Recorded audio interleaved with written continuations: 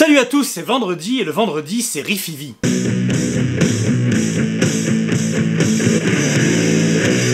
Paradise Lost est de retour sur Paris 5 ans après leur dernier concert au Trabendo et pour l'occasion ils investiront le Trabendo. C'est très bien comme ça, pourquoi changer? Le concert aura lieu le 25 octobre 2022 avec en première partie Eggman Cher, 6 mois après leur dernier passage à la capitale, au Trabendo. Et d'ailleurs, je vous conseille de rester jusqu'à la fin de la vidéo parce que j'ai une petite surprise pour vous, qui concerne le Trabendo. Paradise Lost est un groupe que j'affectionne particulièrement. Leur discographie est variée et jamais vraiment scandaleuse, même s'il y a des albums un peu mais, et au milieu, il y en a un que j'affectionne particulièrement. Et cet album, c'est... Attendez, mais je manque à toutes mes obligations là.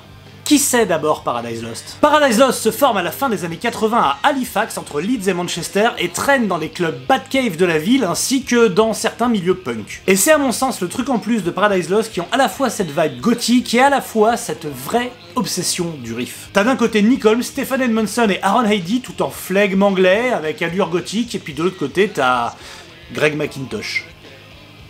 Pour moi, McIntosh, c'est le facteur X du groupe, celui qui amène une couleur et parfois des dreadlocks au groupe. Leur début participe à la grande période du Death Doom sur le label Peaceville Records, aux côtés de My Dying Bride et Anathema, avant que les inflexions gothiques du groupe ne prennent le pas pour les amener en 1995 à un album somme, bien influencé par la production du Black Album de Metallica, je veux parler de Draconian Times. Cette percée aux avant-postes du succès mainstream pousse les membres de Paradise Lost vers une musique plus accessible et les 4 albums publiés entre 1997 et 2002 les voient braconner sur les terres de Depeche Mode, reprendre Smolton Boys de Branky Beats, avant d'opérer une nouvelle mue, de repartir vers quelque chose de plus gothique puis de complètement métal à partir de 2005, se réconciliant par là même avec certains anciens fans à l'orgueil blessé. Il reste tout de même admis, et je peux complètement l'entendre, que l'album qui transcende les genres, l'album qui est et restera le chef-d'œuvre de Paradise Lost, c'est Draconian Times. J'ai du mal à lui trouver des défauts, il est très bien, mais il y en a un que j'aime encore plus, un album plus récent. Faisons un bond dans le temps pour aller en 2015 et la sortie de The Plague Within. Le groupe à ce moment-là est dans une atmosphère particulière. Greg McIntosh et Nick Holmes, ces deux têtes pensantes du groupe, ont pu se ressourcer dans des projets parallèles, Valen Fire pour l'un et chanteur dans Bloodbath pour le second. Ils sortent également d'une tournée spéciale 25 ans de carrière qui leur a permis de revisiter l'ensemble de leur répertoire. Et dans le doute d'enregistrer un album symphonique, Symphony for the Lost en Bulgarie, un album que je qualifierais de dispensable parce que je suis sympa, mais en même temps j'aime pas ce genre de truc. En même temps j'aime pas trop la musique classique.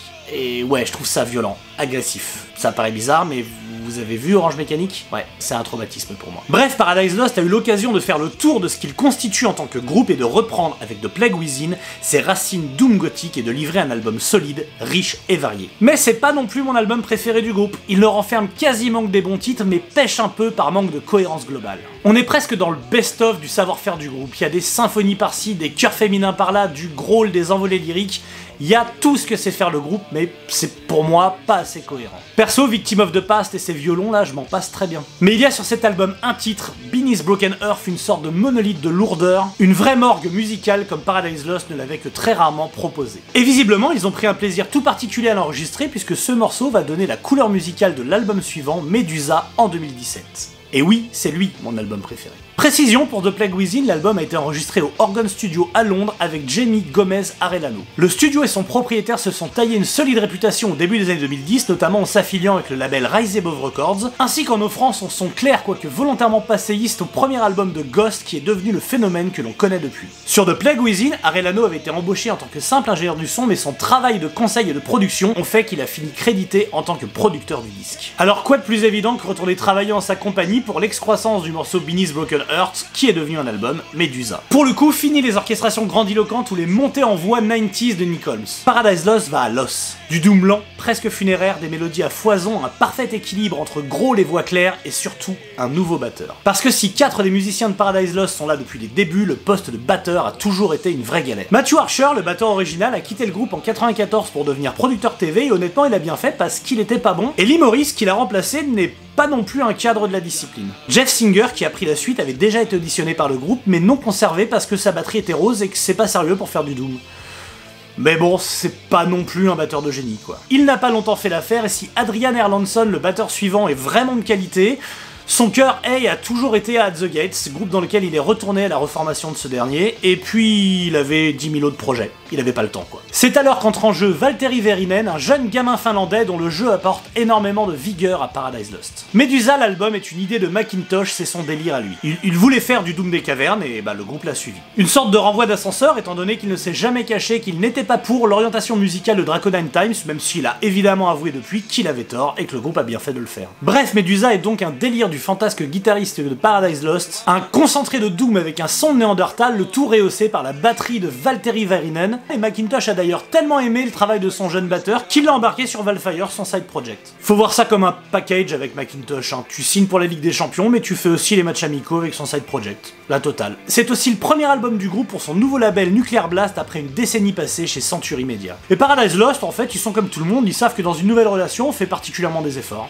C'est tout. Et pour finir, les textes de l'album, parlant de foi, de fanatisme religieux ou de l'incohérence du concept de l'au-delà, parachèvent l'idée que cet album un peu à part, que Nick Holmes décrit aisément comme le plus heavy de leur carrière, est un album jouissant d'une grande cohérence, d'une grande force et l'un des tout meilleurs albums de métal de la décennie précédente.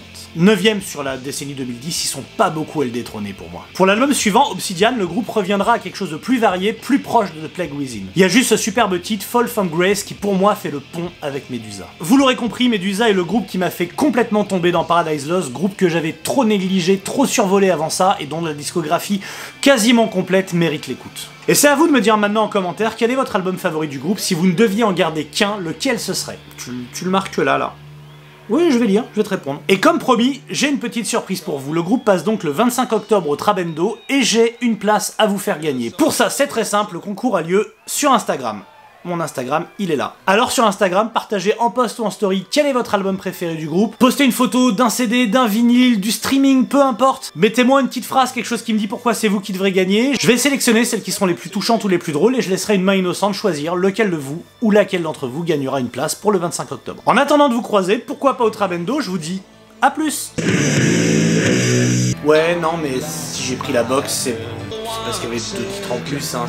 Pas pour le drapeau. Après, il y avait ça, cette petite bougie, elle est cheap. Regardez. Cadeau.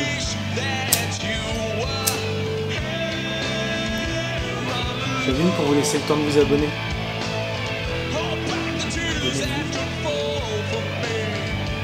Abonnez-vous.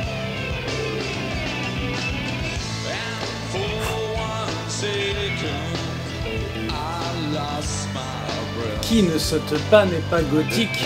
Tic.